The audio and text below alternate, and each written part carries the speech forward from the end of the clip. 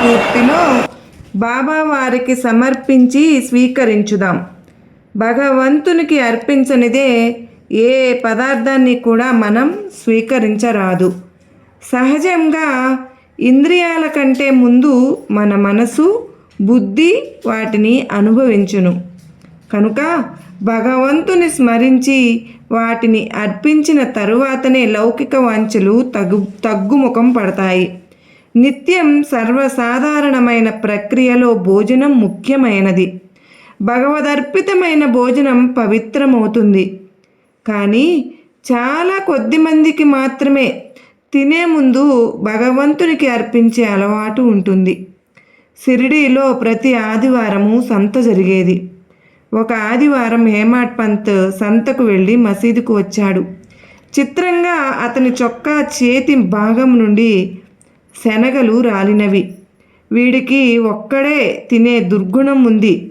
నేటి సంతలో శనగలు కొని తిన్నాడని బాబా హాస్యం చేశారు. బాబా, మీకు తెలియదా, నేను శనగలు కొని తినలేదు అన్నాడు హేమాడ్ పంత్.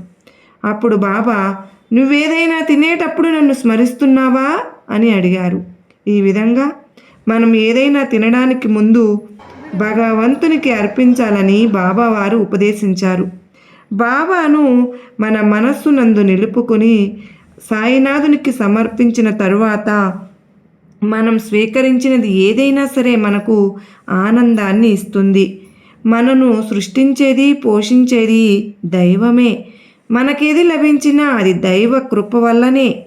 కనుక మనకు పోషకుడు, రక్షకుడు, జనకుడు అయిన సాయినాథునికి మనం లభించినదంతా సమర్పించి పవిత్రమైన దానిని స్వీకరించటం మన విధి.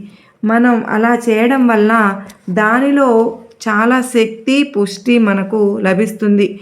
బాబా వారికి సమర్పించిన భోజనం మనం స్వీకరించడం వల్ల మనకు అది పవిత్రమవుతుంది, ప్రసాదమవుతుంది. ఆ ప్రసాదాన్ని మనం స్వీకరించిన వారం అవుతాము. మనం ప్రతి ఒక్కరోజు ఇలా చేయాలని గుర్తు చేసుకుందాం.